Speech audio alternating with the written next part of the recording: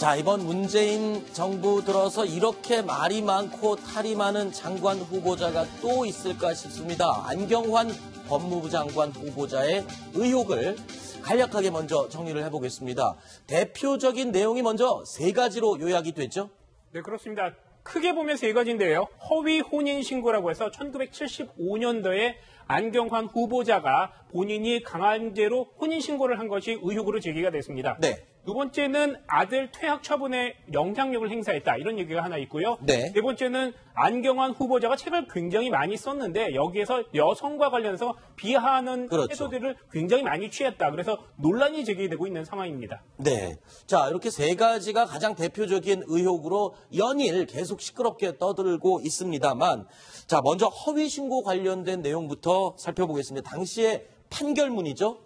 네, 그렇습니다. 지금 화면에 보신 판결문을 보면요. 청구인, 그러니까 안경환 후보자가 피청구인, 그러니까 과거에 혼인신고를 당한 분과 친지 소개로 알게 돼서 교제를 했으나 상호 맞지 않아서 안경환 후보자가 약속 혼인을 주저하고 있었는데, 그러니까 여자 쪽에서요? 네, 맞습니다. 여자 쪽에서 주저하고 있었는데 피청구인, 그러니까 안경환 후보자가 혼인신고가 되어 있으면 어쩔 수 없이 사랑하게 되고 또 혼인하게 될 것이다. 결혼하게 될 것이라 라고 생각을 해서 강제로 혼인신고를 했다. 이런 내용이 판결문에 나와 있는 것입니다. 네, 결국엔 그래서 그 혼인신고가 무효화됐는데 여성한 변호사님, 이런 경우가 흔합니까? 사건 사례 중에? 좀 있었습니다. 아, 그래요? 예, 특히나 그 70년대나 80년 초반 같은 경우에는 네.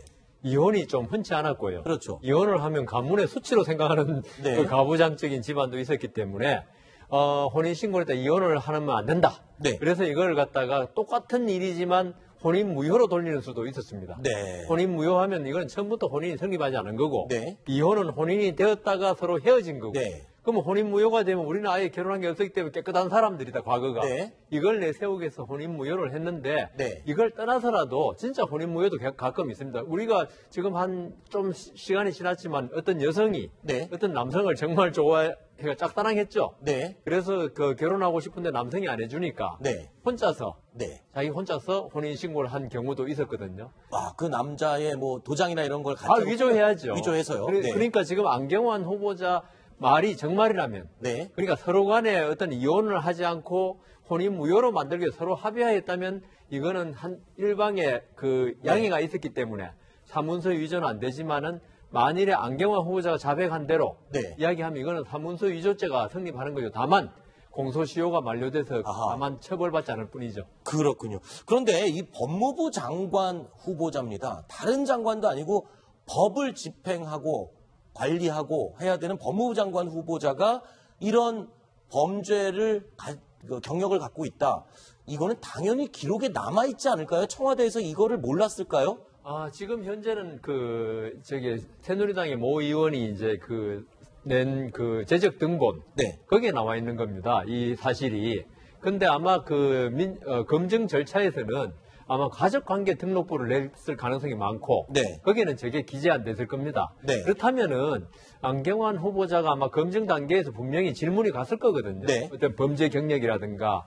거기에 대해서 안경환 후보자로서 이게 상당히 오랜 기간 전에 일어났던 일이고 별로 의식을 안 했을 수도 있죠. 네. 그래서 여기에 대해서 가족관계 등록부만 내면 거기는 아무런 기재가 없으니까 네. 그걸로 아마 지나가려고 했던 게 아닌가 네. 그런 생각이 듭니다. 자, 안경환 법무부 장관 후보자 오늘 오전에 기자회견을 자청해서 이에 대해서 해명, 사과를 했습니다. 들어보시겠습니다.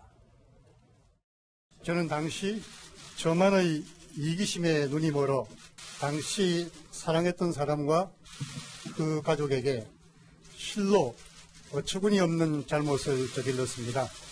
저는 즉시 잘못을 깨닫고 후회했으며 정신적으로 육체적으로 스스로를 치료하면서 제 생에 가장 힘든 시간을 보냈습니다. 이 모든 사실은 제 아내도 잘 알고 있습니다. 젊은 시절의 잘못으로 평생 반성하고 사죄해야 마땅함을 이해하고 있습니다. 자, 조금 전에 얘기를 잠깐 나누다가 말았는데요. 호적, 지금 안경환 후보자의 호적만 떼봐도 빨갛게 저희가 표시를 해놓은 이 안에, 그러니까 과거에 판결을 받았던 이 내용이 적혀 있습니다.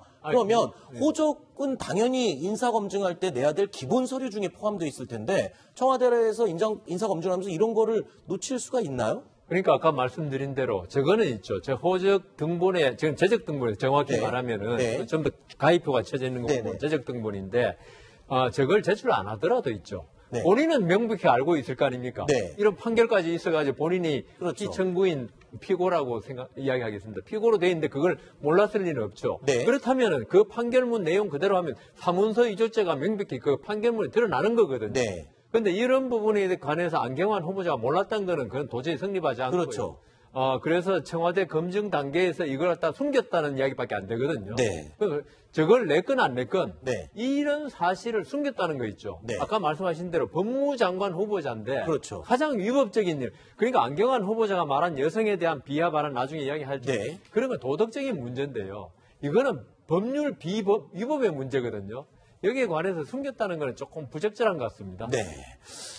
자, 이 두 번째 의혹이죠. 그러니까 왜 하실 말씀 있어요? 그러니까 그 청와대에서 저 부분을 알았던 것 같고요. 알고는 그리고 있었는데. 오늘 안경환 후보가 그런 부분에 대해서 질문을 했을 때 네. 며칠 전에 청와대가 이거 발표하기 며칠 전에 네. 물어와서 나름대로 해명을 했다, 설명을 했다 그렇게 본인이 밝혔습니다. 근데 이제 청와대 쪽에서는 아까 여 변호사님께서 말씀하셨듯이 70년대에는 그런 일이 이혼의 방법으로도 사용됐고 네. 그러다 보니 과거 일이고 그러다 보니 그냥 이 정도면 넘어갈 수 있지 않겠느냐. 네. 그리고 2006년도에 이분이 국가인권위원장 할 때도 이미 한번 검증을 거쳤지 네. 않습니까?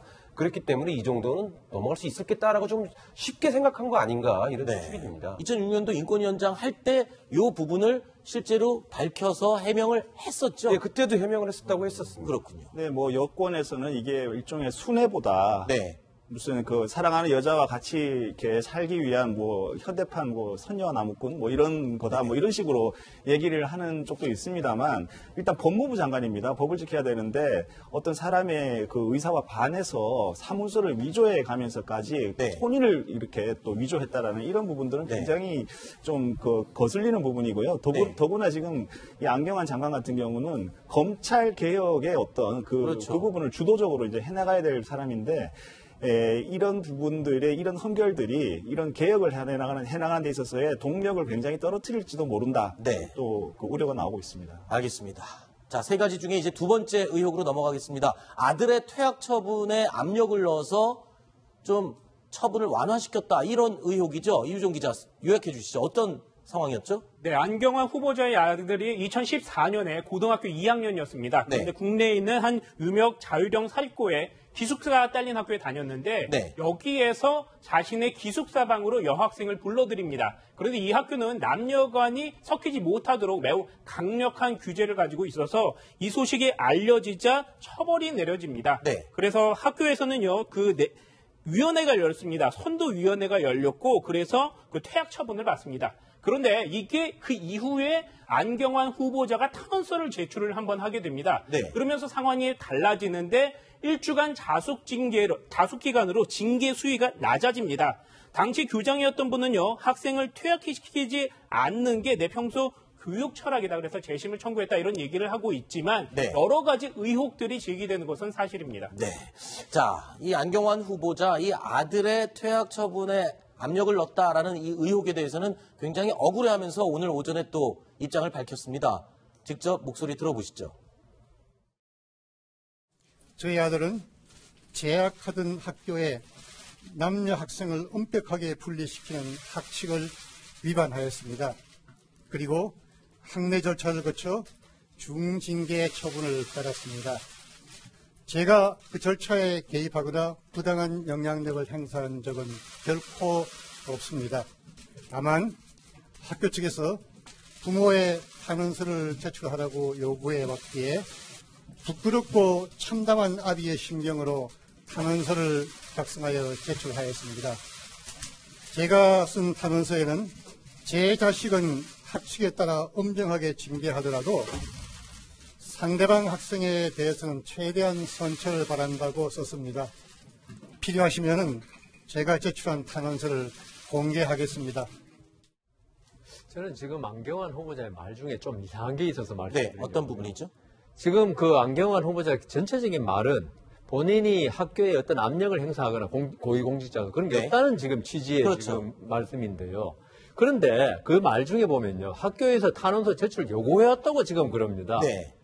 그렇다면 저게 이상하지 않습니까? 그러면 만일 학교장 이런 분이 그걸 했다면은 이걸 네. 봐주기 위해서 탄원서를 우리가 좀 봐줘야 되는데 네. 뭔가 근거가 필요하다. 그러네요. 탄원서는 아쉬운 사람이 그러니까 써서 내야 내는 되는 건데 건데 학교 측에서 재심을 하면서 먼저 어떤 탄원서를 정상 갖고 와라. 참작 사유를 좀 우리도 그런 거 하거든요. 재판할 때도 네. 이 사람을 봐주긴 봐줘야겠는데 네. 뭔가 없으면은 좀 탄원서 같은 거 좀 얻어오라고 이야기합니다. 네. 그래가지고 우리도 뭐 이렇게 아까 말한 퇴학에서 뭐 징계를 감경할 때 뭔가 근거가 있어야지. 아무런 그렇죠. 사정 변화가 없는데 감경한다는 거는 그건 좀 봐준 게 아니냐. 난 말을 나중에 네. 분명히 들을 수 있거든요. 네. 그래서 저는 안경환 후보자님이 말씀을 잘 하셨는데 그 중에 모순되는 게 분명히 하나 있다. 그렇게 생각됩니다. 자, 조금 전에 이 안 후보자가 말미에 이런 얘기를 했습니다. 그래서 탄원서를 공개하겠다. 그 공개한 탄원서가 이 내용입니다. 어떠한 벌도 달게 받겠다. 다만 고등학교 졸업을 할 수 있는 기회를 주면 감사하겠다. 또 문제된 여학생에게는 최대한 관대하게 해달라라는 내용의 탄원서 내용입니다. 제 생각에는 좀 한 가지 이상한 게 네. 그 안경환 그 후보자 아들이 그 그 기숙사 방으로 여학생을 불러들였지 않습니까? 네. 그리고 나서 그 사실을 또 바깥에다도 이렇게 공개를 했다는 거 아닙니까? 네, 학교에 소문을 냈다는 거죠. 예, 그렇다면 그 여학생은 일종의 피해자일 수도 있습니다. 네. 근데 피해자에게 대해서 뭐 관대한 처분을 내려달라 이건 아하. 좀 제 상식으로는 좀 이해가 되지 않는 그런 내용인 것 같습니다. 네. 하신 말씀. 그러니까 아까 보여주신 탄원서가 이제 두 번의 탄원서가 제출이 됩니다. 네. 그 2014년 12월 30일 정도에 A4 용지 반 정도의 탄원서가 제출이 되고 네. 나흘 후인 2015년 1월 3일에 두 번째 2차 탄원서가 제출이 됩니다. 네. 그거는 이제 분량이 좀 더 많아져서 A4 용지 한 2장 정도 되는데요. 네. 이제 거기 방금 언급하신 내용, 아들에게 어떠한 처벌도 받겠다. 다만 졸업장을 얻을 기회를 주시면 감사하겠습니다. 이 얘기는 제발 퇴학만 시켜주지 말아 주십시오. 이 뜻 아니겠습니까? 네. 그리고 아마 여학생도 아마 어떤 처벌을 아마 징계를 받았을 수도 있겠죠. 네. 그러니까 그 부분에 대해서 잘 모르겠습니다만 저런 내용을 담은 1, 2차 탄원서가 제출이 되고 네. 그러고 나서 아까 말씀하신 대로 퇴학이 취소가 되고 네. 징계 수위가 낮아지는 그런 문제가 이제 생기면서 특혜라는 얘기가 나오는 겁니다. 자, 그런데요. 형평성에도 문제가 있다라는 지적이 나오고 있습니다. 왜냐하면 이유정 기자가 아까 이 설명을 할 때 이 학교가 그 남녀 분리를 하는데 굉장히 엄격한 규칙을 적용하는 학교다라고 했는데 요 비슷한 사례에서 퇴학 처분을 그냥 받은 학생이 다른 사례가 있다면서요. 네, 올해 한 건의 사례가 있는데요. 네. 올해 한 고등학교 3학년 남자 학생입니다. 이 학생이 대변이 말이었습니다. 그런데 화장실에 휴지가 없자 여자 화장실에 가서 휴지를 가져오려고 합니다. 그런데 마침 여학생한테 들킵니다. 그래서 이 학생도 역시 선도위원회에 올라갔고요. 퇴학 처분을 받았습니다. 다시 번복되거나 감형되거나 뭐 이런 건 없었습니까? 이 부모도 역시 노력을 합니다. 우리 아이가 과민성, 스트레스성 대장 증후군 증상이 있어서 대변을 쉽게 찾지 못한다. 그래서 의사의 소견서, 진단서까지 첨부해서 가져갔고 또 탄원서도 냈습니다. 하지만 역시 받아들여지지 않았고요. 다른 학교로 전학을 가야 했습니다. 이 부분은 학교에서 탄원서 내라고 요구하지 않았지 않습니까? 그러네요. 이 부분에서는 또 학교에서 탄원서를 갖고 오라는 소리가 없었네요. 자, 이래서 또 형평성 논란까지 일고 있는데 잠시만요. 근데 이 안 후보자의 아들이 서울대 수시에 합격을 했다라고 알려져 있는데 자, 수시면은 이 학적 기록부 말하자면 생활기록부에 이런 거를 다 적게 돼 있지 않나요? 그러면 이런 징계 사안이 다 있었을 텐데 있었으면은 합격하는데 좀 영향이 있었을 것 같은데요. 만약에 퇴학 처분을 받았다면 네. 그게 학적부에 오르고 그것이 영향을 줘서 수시에 합격하는데 상당히 좀 안 좋은 영향을 줬을 것입니다. 네. 그런데 이제 안경환 후보자가 탄원서를 내고 그래서 그게 받아들여져서 아하. 퇴학 처분이 이루어지지 않았죠. 대신에 네. 이루어진 게 뭐냐면 1주간의 자숙기간 뭐 이거였습니다. 그러니까 1주간의 자숙기간은 학적부에 오를 정도의 그럴 만한 뭐 잘못은 아니다. 이렇게 해서 학적부에 그렇군요. 오르지 않았고 네. 그것 때문에 결국 수시 합격에 상당히 그 긍정적인 영향을 네. 줬다고 이렇게 보일 수 있습니다. 자, 그리고 안 후보자가 가장 먼저 논란이 됐던 이야기가 과거 저서에 표현한 여성들에 대한 잘못된 인식, 성인식 내용이었죠. 자, 이 부분에 대해서도 오늘 오전 입장을 밝히고 사과를 했습니다. 들어보시죠. 책과 글의 전체 맥락을 유념하여 읽어주실 것을 간곡히 당부드립니다. 여성을 비하할 의도는 추호도 없었으며 저 역시 한 사람의 남성으로서 남성의 본질과 욕망을 드러냄으로써 같은 남성들에게 성찰과 반성의 계기를 제공하고자 했습니다. 기회가 주어진다면 저에게 주어진 마지막 소명으로 생각하고 국민의 여망인 검찰개혁과 법무부의 탈검사를 반드시 이루겠습니다. 자, 어제까지 언론에서 굉장히 주목을 받았던 그 저서에 대해서는 전체적인 맥락을 좀 보고 판단해달라라는 입장을 밝혔는데요. 그런데 그 책 말고 또 다른 책에서도 계속 이 성인식에 대한 좀 문제가 되는 표현들이 또 쏟아져 나오고 있습니다. 이 다른 책입니다. 사랑과 사상의 거리제기라는 책인데 역시 안 후보자가 쓴 책입니다. 이런 얘기가 나옵니다. 황동색으로 구운 허벅지는 영락없이 원통 난로를 허리 감은 채 칼질을 기다리는 수발하기용 돈육을 연상시킨다. 그러니까 여성의 신체 일부를 이런 식으로 표현을 했습니다. 그리고 성숙한 서양 여자의 벗은 몸에서는 짐승 냄새가 난다. 이런 표현도 있었고요. 또 있습니다. 뜻밖에도 동양 여성이다. 작지만 당당한 가슴이다. 숨이 막힐 듯한 전율이다.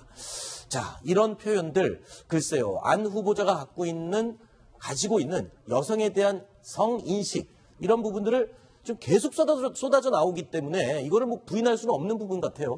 처음에 한 가지 표현이 나왔을 때 뭐 악마적인 편집이다 뭐 이렇게 해서 이렇게 방어적인 처음에 그랬었죠. 예, 그랬는데 비슷한 류의 또 성적인 것도 수치심을 좀 이렇게 자극하는 이런 표현들이 계속적으로 이렇게 썼단 말입니다. 네. 그러면 이제 더 이상 악마적인 편집이다라고 이렇게 방어할 수가 있을지 잘 그렇죠. 모르겠습니다. 그리고 이런 좀 그 표현들은 문학에서나 좀 가능하겠지만 법무부 장관으로서의 어떤 그 수행하는 데 있어서의 어떤 그 채통이라든지 품격이라든지 이런 부분에는 좀 부적절하지 않나 이런 생각이 듭니다. 네. 자, 그래서 가장 대표적인 세 가지 의혹. 안경환 후보자에 대한 허위 혼인신고, 그리고 아들 퇴학 처분에 대한 영향력 행사, 여성 비하 논란. 이거에 대해서 입장을 밝힌 결론은 어떻게 요약이 됩니까? 오늘 기자회견에서요. 네, 쉽게 말하면 허위 혼인 신고는 그때 행동을 후회하고 반성한다. 네, 인정하고 이건 인정을 있고요. 했고요. 네, 아들의 퇴학 처분에 대해서 영향력 행사 이거는 한 적이 없다. 이렇게 부정을 한 얘기했고요. 겁니다. 여성 비하 논란 여기에 대해서는 큰 틀에서 봐달라. 이런 식으로 해서 살짝 비껴나갔습니다. 네. 자, 이제 청문회를 하게 되면 더 심한 공격을 이제 받게 될 텐데 글쎄요. 직접 기자회견까지 자처한 걸 보면 그랬습니다. 첫 말이 이거 자진 철회하는 게 아닌가 싶었는데 적극 해명을 하는 걸로 봐서 아마 끝까지 후보로서 남겠다. 그리고 법무부 장관에 대한 의지를 밝힌 것 같습니다. 근데 다 좋은데요. 네. 뭐 다른 자기 사생활과 무관하게 나는 검찰 개혁에 대한 어떤 시대적 사명을 갖다가 이행하겠다. 네. 좋습니다. 좋은데 우리 그 1990년대에 그 이탈리아의 피에트로 검사라고 있었죠. 네. 그 사람이 한 유명한 말이 있습니다. 마니 폴리테라고. 깨끗한 손. 네. 남을 개혁하기 위해서는 내 손이 깨끗해야 한다는 거죠. 네. 물론 안경환 후보자 좀 전에 우리 이유정 기자 말씀하신 대로 이게 별 문제가 아니고 네. 이게 참 관여도 없고 한다 하지만은 아까 앵커도 말씀하셨지 않습니까? 이런 깨끗하지 않은 손을 가지고 남을 개혁한다. 네. 이러면 개혁받는 당사 대상이 네. 여기 과연 승복하겠냐. 네. 그 정당성이 도덕적 누가 보더라도 깨끗한 손이 아닌 손으로 네. 검찰 개혁을 하는 것은 조금 다시 한번 생각해 달라. 네. 이렇게 말씀드리고 싶습니다. 알겠습니다. 자, 지금 야당에서는 난리가 났습니다. 아주 펄쩍펄쩍 뛰고 있습니다. 직접 들어보시죠. 눈뜨고는 못 볼 참사가 한시가 멀다 하고 빚어지고 있습니다. 안경환 법무장관 후보자는 거의 도착 수준이라고 해도 과언이 아닌 이상한 성관념, 법학도 출신으로서는 도저히 상상조차 할 수 없는 불법 혼인 신고 전력까지 드러나고 있습니다. 역대 최악의 법무장관 후보자가 되었습니다. 당장 국민께 사죄하고 물러나야 합니다. 안경환 법무부 장관 후보자와 김상곤 교육부 장관 후보자에 대해서 한 말씀 드리겠습니다. 긴 말씀 드리지 않겠습니다. 본인들이 기준을 자신에게 되돌아보고 맞추지 못하면 신속히 거취를 결정하기 바랍니다. 지금은 비상시국입니다. 당신들 때문에 청문회를 열고 오래 끌다가 새 사람을 찾아서 끼울 만큼 한가하지 않습니다. 네, 뿐만 아니라 하태경 의원도요, SNS에 이런 글을 남겼습니다. 자, 내용을 보면요. 안경환 내정자 여성 비하의 허위 혼인 신고, 백으로 아들 퇴학 처분 철회까지 법무부 장관이 아니라 무법장관에 적합한 분이시다라고까지 표현을 했습니다. 자, 야당 측에서는 이렇게 강력하게 반발하고 있는데 길진균 차장 어떻습니까? 지금 청와대 쪽에서는 철회할 움직임이나 뭐 그런 입장은 전혀 없는 겁니까? 아직까지는 전혀 없습니다. 네. 아까 안경환 후보자가 직접 청문회 때 밝히겠다고 하지 않았습니까? 네. 이건 본인의 의사도 있지만 그렇죠. 임명권자인 대통령의 의사가 반영돼 있다고 봐야 됩니다. 네. 저런 기자회견을 하고 무슨 메시지를 낼 때는 청와대 측과 다 조율을 해서 내는 거거든요. 네. 그러니까 청와대 쪽에서는 분명히 청문회에 나가서 충분히 해명을 해보고 네. 정면 돌파를 하자. 네. 김상조 후보자 같은 경우에도 뭐 많은 부분에 의혹이 됐지만 청문회 과정에서 또 해명된 부분도 있지 않습니까? 네. 그렇지만 물론 주말을 거치면서 여론이 급속도로 나빠지거나 네. 또 또 다른 의혹이 터지게 되면 그때는 상황이 바뀔 수도 있겠습니다만 그렇죠. 아직까지는 청와대 쪽에서는 정면 돌파하겠다는 의지가 강한 것 같습니다. 네. 자, 정우택 원내대표는요, 조국 민정수석 그리고 조현옥 인사수석 이 두 사람을 국회로 불러들이겠다라고까지 얘기를 했습니다. 들어보시죠.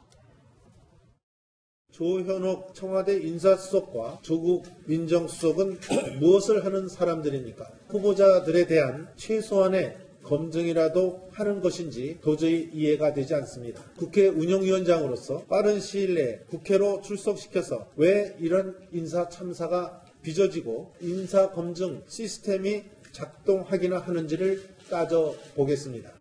안 후보자가 안 후보자를 만난 몇몇 기자들 얘기는 네. 10대의 어떤 순수한 영혼을 가진 분이다. 이렇게도 얘기를 합니다. 그래서 네. 그런 영혼을 가졌기 때문에 본인의 음주운전 네. 그것을 또 고백을 했고 네. 그래서요. 그랬는지 모르지만 어쨌거나 법무부 장관이 음주운전을 했다. 이것도 역시 이게 보통 일은 아닙니다. 그렇죠. 예, 그런데 현재 그 인사청문회에서 김상조 후보자가 어느 정도 선방을 했다. 그래서 이제 공정거래위원장이 됐다. 이런 얘기가 있고 그것이 어느 정도는 맞는 얘기인 것 같긴 한데요. 이 안 후보자 같은 경우에 과연 인사청문회가 제대로 열리겠는가? 이건 네. 좀 생각해 봐야 될 것 같습니다. 야당에서 그렇게 호락호락 인사청문회 열어주는 것조차도 지금 아하. 그렇게 호락호락 해줄 것 같지는 않습니다. 그리고 정우택 지금 원내대표는 원내대표이기 때문에 운영위원장을 겸하고 있거든요. 그렇죠. 예, 그래서 이 운영위원장 자리를 갖다가 10분 활용해서 앞으로 네. 조국 민정수석 네. 국회에 굉장히 자주 부를 것 같습니다. 알겠습니다. 자, 세 가지 소식 살펴봤고요. 다음 네 번째 소식 기다리고 있습니다. 저희가 5위로 꼽아본 내용입니다. 확인해 보시죠.